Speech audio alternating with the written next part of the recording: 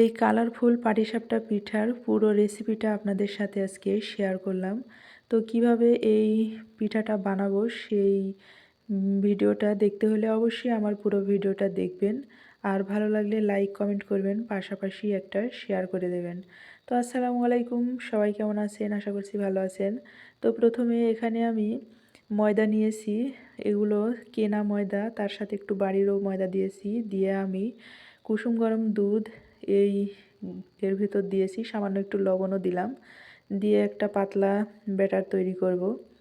তো দেখেন এভাবে করে আমি এই ব্যাটারটা তৈরি করব, আস্তে আস্তে অল্প অল্প করে দুধগুলো দিচ্ছি। তো এইরকম একটা ঘনত্ব হবে। তো এখন এখানে আমি কাঁচা বাদাম নিয়েছি একটু জাল করে, এটা আমি হিমানদিস্তায় বেটে রেখে দিলাম। আর এখানে আমি খেজুর নিয়েছি, খেজুরগুলো একটু পানি দিয়ে ভিজিয়ে রেখে দেব কিছুক্ষণের জন্য, নরম হওয়ার জন্য। এখন খিরসা তৈরির জন্য কড়াই আমি 1 চামচ পরিমাণ ঘি দিয়েছি, তারপর দিয়ে দিলাম 1 কাপ সুজি দিয়ে একটু লাল লাল করে ভেজে আমি দিয়ে দিলাম দুধ, জাল করে রেখেছিলাম আগে থেকে। তো দুধগুলো দিয়ে তারপর আমি এখন সামান্য পরিমাণ লবণ দিচ্ছি, আর এলাচ আর দারচিনি, আর তার মধ্যে দিয়ে দিলাম সেই বাদাম গুঁড়ো, আর এখানে ভিজিয়ে রাখা খেজুরগুলো দিয়ে দিলাম। আর এখন এর মধ্যে আমি দিয়ে দেব পরিমাণ মতো চিনি, দিয়ে একটু ভালো করে এটা আমি বলক আসা পর্যন্ত অপেক্ষা করব। আর এইদিকে আমি বাড়িতে কেনা সন্দেশ ছিল, সেই সন্দেশ মিষ্টিগুলো এই খিরসার মধ্যে দিয়ে দিচ্ছি। স্বাদটা একটু আলাদা হবে, সেজন্য স্বাদটা একটু বেড়ে যাবে। তো এটা অপশনাল, আমার বাসায় ছিল সেজন্য আমরা দিচ্ছি, আপনারা স্কিপ করতে পারেন। তো এখন এটা আমি একদম ঘন করে নিচ্ছি।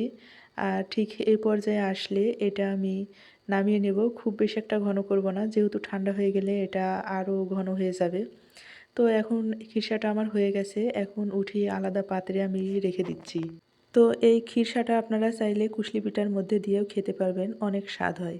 তো এখন আমি এই ব্যাটারটা একটু নাড়াচাড়া করে এখন 2টা বাটিতে 1 চামচ পরিমাণ করে আলাদা করে রেখে এখানে আমি ফুড কালার অ্যাড করব। এটা হচ্ছে 1 বাটিতে আমি অরেঞ্জ কালার দিলাম, আর অপর বাটিতে আমি গ্রিন কালার ফুড কালার দিয়েছি, দিয়ে আমি ব্যাটারটা মাখিয়ে আলাদা করে রাখছি। তো এখন চলে যাব আমি পাটিসাপটা পিঠা বানাতে।